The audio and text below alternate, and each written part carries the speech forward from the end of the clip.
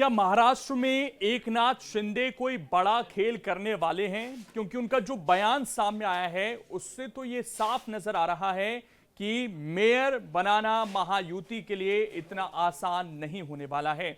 आखिर क्या कुछ कहा है एकनाथ शिंदे ने और आखिरकार होटल में वो अपने पार्षदों को क्यों लेकर गए, इसके बारे में भी उन्होंने बात की है, तो विस्तार से मैं आपको बताऊंगा। नमस्कार, बहुत स्वागत है आप सभी का।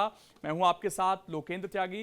हालांकि महाराष्ट्र में ये हम पहले भी देख चुके हैं, जब आपको याद होगा कि शिवसेना और बीजेपी मिलकर विधानसभा का चुनाव लड़ती हैं, लेकिन उसके बाद उद्धव ठाकरे कहते हैं कि मुझे मुख्यमंत्री बनना है। जब बीजेपी मना करती है तो उसके बाद वो जाकर कांग्रेस के साथ अलायंस करते हैं और मुख्यमंत्री बनते हैं। फिर दोबारा से टूट होती है और एकनाथ शिंदे जो है शिवसेना को ही तोड़ देते हैं, ये मुख्यमंत्री बन जाते हैं। और उसके बाद जो है बीजेपी, जो कि सबसे बड़ी पार्टी थी, वो पूरे 5 साल अपना मुख्यमंत्री नहीं बना पाती है। वहां पर देवेंद्र फडणवीस जो पहले मुख्यमंत्री थे, उन्हें उप मुख्यमंत्री बनकर रहना पड़ता है।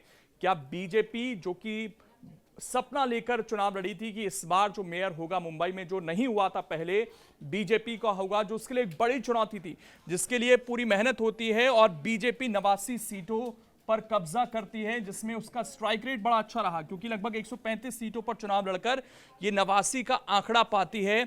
वहीं जो आपको बता दें कि शिंदे की पार्टी है, उसकी परफॉर्मेंस उतनी अच्छी नहीं रहती है और केवल 29 सीटों पर जो है जीत दर्ज कर पाती है। लेकिन उसके बावजूद जो है एकनाथ शिंदे अपनी पार्टी की जो भावना है उसको बता रहे हैं, या फिर इशारा कर रहे हैं कि भाई हमें चाहिए मेयर की कुर्सी। महाराष्ट्र में वैसे भी आपको पता है कि मेयर जो बनता है वो 2.5 साल के लिए बनता है, उसके बाद दोबारा से चुनाव होते हैं, यानी कि यहां पर 2.5 साल 5 साल के लिए मेयर बनते हैं। और खबरें ये हैं कि शिंदे ये चाहते हैं कि 2.5 साल उनको मिल जाए। लेकिन सबसे पहले तो जो उन्होंने कहा है कि भाई उनके जो 29 पार्षद हैं, ये आखिरकार होटल में गए क्यों, इसको लेकर जो है उनका बयान सामने आया है। अब देखिए, बयान तो जाहिर तौर पर सधा हुआ ही होगा और मैसेजिंग का होता है, राजनीति में पूरा यही खेल होता है।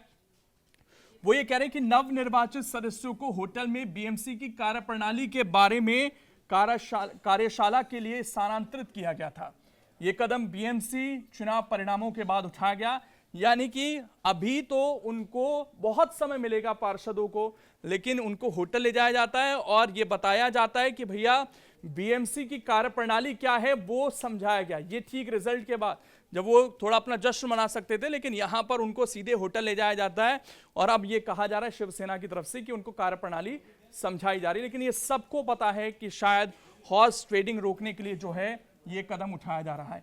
एक और दिलचस्प बात जो है वो यहां पर आप जान लीजिए, वो ये है कि अभी ये तय नहीं हुआ है कि मेयर जो है यहां पर कोई पुरुष बनेगा, महिला बनेगी, एससी बनेगा, एसटी बनेगा, क्योंकि ये लॉटरी सिस्टम के जरिए तय होगा, जो 22 जनवरी को आयोजित की जा सकती है। और बाकायदा जो मंत्रालय ये लॉटरी सिस्टम करेगा उसको खुद चेयर करते हैं एकनाथ शिंदे, यानी कि वो उस विभाग के मंत्री हैं, शहरी विकास मंत्री। वो ये तय, उनका विभाग ये तय करेगा लॉटरी सिस्टम के जरिए कि मेयर होगा कौन। उसके बाद तो जो है नाम सामने आएंगे, पहले तो ये तय होना है कि किस वर्ग से मेयर होगा, तो वो भी अभी तय नहीं है। लेकिन अब जो सबसे बड़ी बात जो यहां पर कहीं ना कहीं कई सवाल उठा रही है, वो ये है कि शिंदे ने बताया है कि महायुति गठबंधन के मेयर उन नगर निगमों में होंगे जहां शिवसेना और भाजपा ने मिलकर चुनाव लड़ा था। उन्होंने कहा बाला साहब ठाकरे का जन्म शती वर्ष 23 जनवरी से शुरू हो रहा है, यानी कि 100 वर्ष जो है यहां पर हो रहे हैं। और ये इंपॉर्टेंट है, बाला साहब ठाकरे का जिक्र करते हैं वो, और कहते हैं कि कुछ शिव सैनिकों की भावना है कि बीएमसी में शिवसेना का मेयर होना चाहिए। ये लाइन अपने आप में इंपॉर्टेंट है जो सामने आ रही है, यानी कि वो अपनी भावना बता रहे हैं। साथ ही ये भी कह रहे हैं कि इसमें जो भी फैसला होगा वो जनता के जनादेश के खिलाफ नहीं होगा, ये भी जोर दिया जा रहा है। ऐसा कोई निर्णय नहीं होगा जो जनता के जनादेश के खिलाफ हो। जनता का जनादेश तो यह है कि बीजेपी सिंगल लार्जेस्ट पार्टी है, लेकिन फिर भी वो अपने शिव सैनिकों की जो भावना है वो जनता के सामने रख रहे हैं। उन्होंने कहा कि बीएमसी चुनावों में शिवसेना और भाजपा ने गठबंधन के रूप में हिस्सा लिया था, ऐसे में जो निर्णय होगा वो महायुति की बैठक होगा। इस बीच आपको यह भी बता दें कि अभी देवेंद्र फडणवीस जो है वो विदेश में हैं, स्विट्जरलैंड गए हुए हैं, वहां पर जो वर्ल्ड इकोनॉमिक फोरम का कार्यक्रम है उसमें हिस्सा लेने के लिए वो गए हुए हैं।